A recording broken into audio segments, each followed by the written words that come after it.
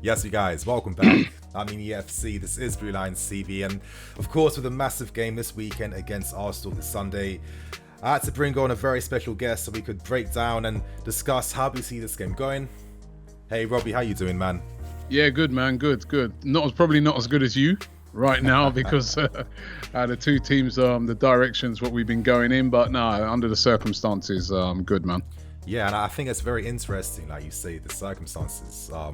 Of course, like for this topic today, I wanted to just, discuss Arsenal's expectations, of course, like how your season's going, your summer window, and of course, what you're hoping Arsenal are going to do this season, man. I think the best place to start with that is literally what you just said.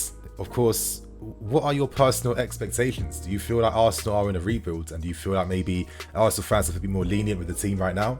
Yeah, listen, we're definitely on a rebuild. You can see with the type of players that we've been bringing in, you can see, listen, the position we finished the season last year was in 8th place. I mean, for a club of Arsenal's stature, that's simply not good enough. The season before we finished 8th as well. A lot of people forget that. We got into Europe really because we got there through winning the FA Cup. Yeah. So for the past 2 seasons, our league position has just simply not been good enough. We're miles off, and I mean miles off challenging for the league. And it really is a rebuilding process. There's a lot of players that have needed to go, and there's still other players that need to leave the club. But it takes time to get rid of some players when they're really high earners.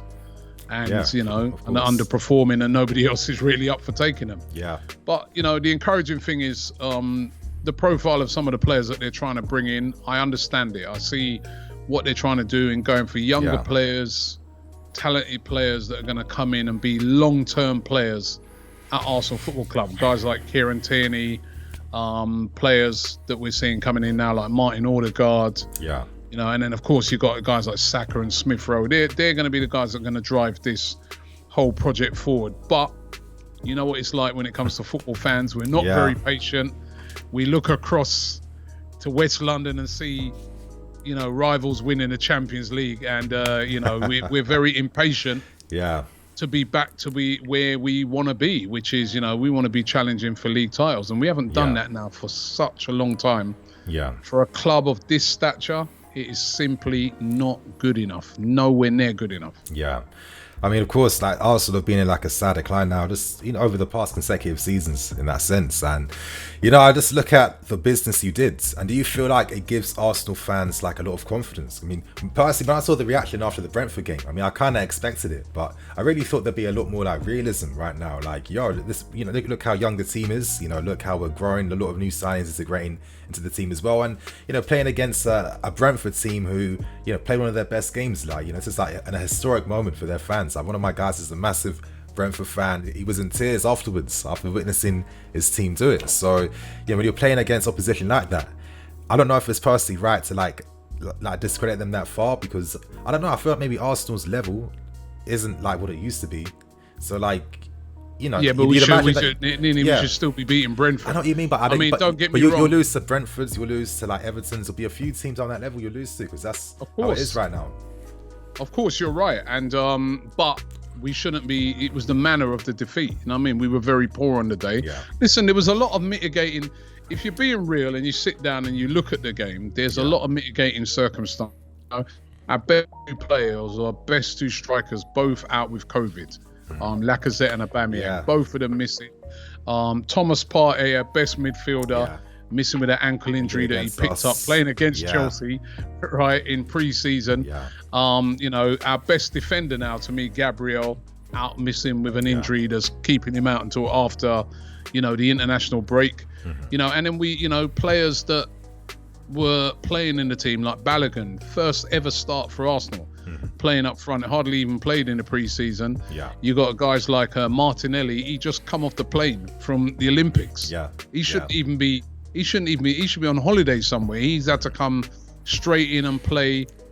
Saka, who'd only had like 30 minutes pre-season, So if you really looked at our team, we were very underprepared, very undercooked, and it showed. But even with that, I still felt the performance should have been better. There was no cohesion with the team. It was just not an acceptable performance. The standards should rightly be very, very high when you play for a team like Arsenal. And those, what I saw on that pitch, you know, and I knew it was going to be a difficult game from day one. I was down at Brentford on the Monday, and I was chatting to like Marcus Gale. We were doing interviews and that, and I knew how pumped up they were for the game. And every Arsenal player should have known how pumped up they'd be for the game. It was their first game in their new stadium in the Premier League, right? But still not good enough. I just didn't think there was enough fight, and I thought that there was no pattern of play. And this is why the manager at the moment is under a lot of pressure. A ton of pressure. Heavy pressure. Yeah. And so the next 2 games we've got you at home, Chelsea at home, and then Manchester City away.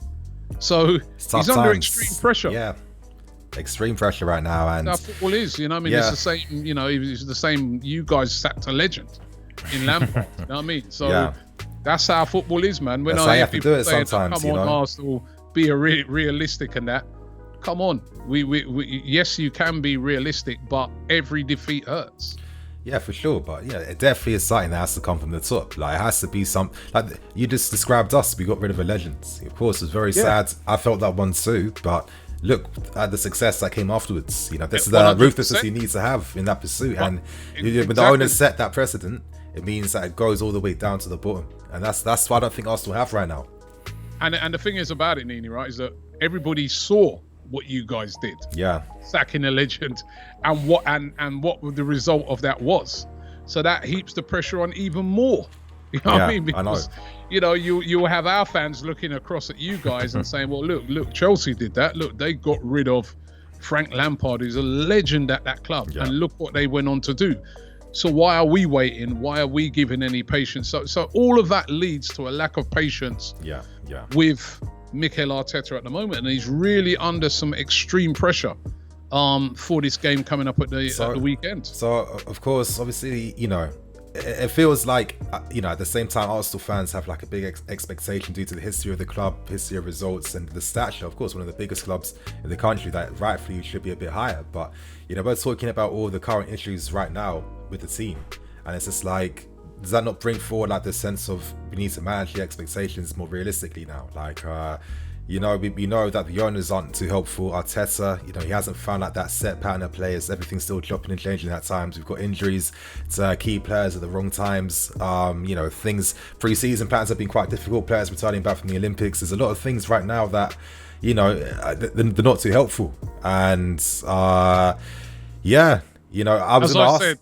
I'll let you go. I said right at the start of the conversation.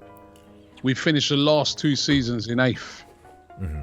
We don't want to hear about nothing else no more, right? And that brings forward. And let me ask you my next question. Like, obviously, want to see progression. Yeah, progression. Exactly. Yeah, for sure, man. And obviously, that leads on to my next question. Your summer business you've done so far, is this the type of business that gives you the confidence to feel like, okay, we're building something here, and I think that we can actually achieve something this season? I look at the signings, right, and a lot of those signings that they've made, I get them. The profile of the player, young, hungry players that are going to make Arsenal better and will stay in Arsenal in the future. And even if they're sold, they'll be players of value. We've seen so many players walk out of Arsenal for nothing, you know what I mean, or they're not worth anything, right? We've seen fixed signings like the signings with Willian last season. So I see the profile of what they're trying to do.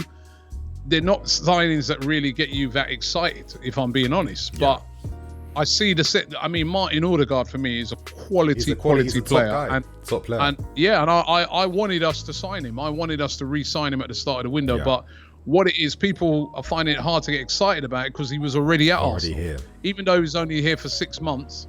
You know what it's like, the psyche of, you get a brand new signing in, like how you guys, you got the Parker win, or it doesn't matter. You're excited to see that player. When the player was already with you, you're kind of like, okay, we know about it. But where's that big shiny new signing? So it's always like that. the signings have made sense. You know what I mean? We needed a backup goalkeeper. We're getting a backup goalkeeper. I think the signing of Sambi Lokonga is one for the future. Yeah.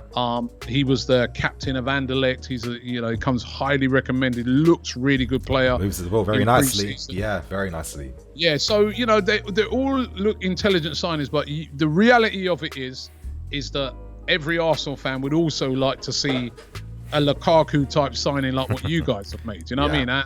Again, that is part of the problem. We are in a rebuilding process. And like you said, we probably need to be realistic and say, well, listen, these are the type of players we need right now to take us forward. But we could also do with, Alachero Martinez that we was linked to, or somebody like that, or James Maddison, those sort of ones that have got us really excited. But it is what it is, man. The signings are, and now it's up to the manager. Go and get the best out of those players. Yeah. Get this team playing now to the main thing with me, Nini, right? I want to see this team playing in a particular style. At the moment, I'm confused as to what is Arsenal's style at the moment. And I never used to feel that over the years. I always knew what our style was. At the moment, I really don't know what it is.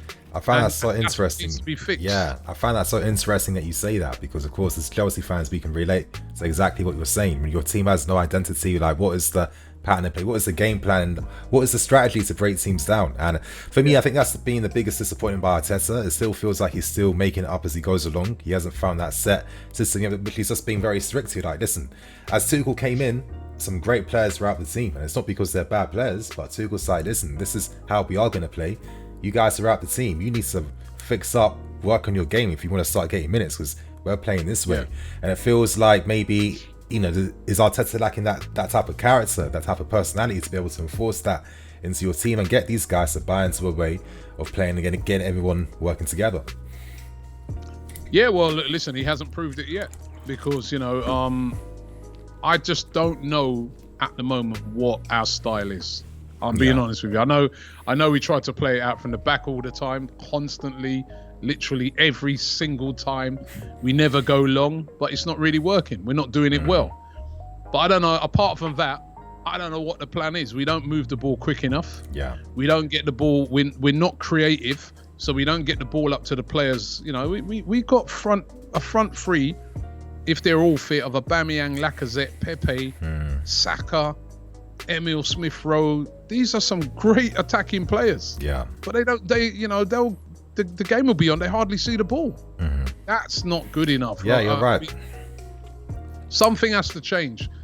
And, the manager now, as I said, he's under extreme pressure. He's got to start getting these things right, because, I look at that team and I see a lot of good players in that team. Kieran Tierney, Thomas Partey, Aubameyang, Lacazette, Pepe, Smith-Rowe, Saka, Gabriel, Ben White now. You know what I mean? So I'm sorry, he's got to start improving this team. We've got to start playing better, start playing with a pattern of play. He's got to start getting the best out of the players, and he's got to start implementing his system. Yeah. And at the moment, all I see is loads and loads of instructions and confused players.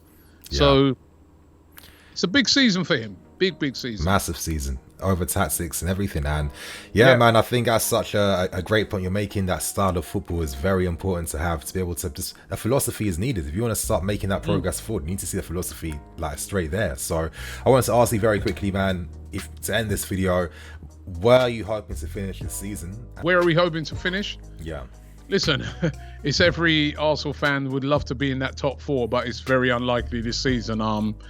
I think if I was in charge of Arsenal Football Club right now, as the owner, I'd be demanding from Mikel Arteta a minimum, an absolute minimum of a top 6 finish for this season. Because I know that, as I said, there's been a lot of changes with players, etc. Yeah. But I'd be demanding a minimum top 6 finish, and probably some sort of trophy as well, a FA Cup or a League Cup or something like that. That would be your progression season, because he has been here. It's not his first season. If it was his first season, I might be saying, all right, it might be a little less. But to me, I don't think it's overdoing the expectations to say top 6 and one of those trophies, or, and I want to see, I'd also be saying to Mikel Arteta, I'd be saying, I want to see something that excites me about this team. Get me excited with this team. Go out there and really put in a good challenge this season. That's what I'd want to see. Okay.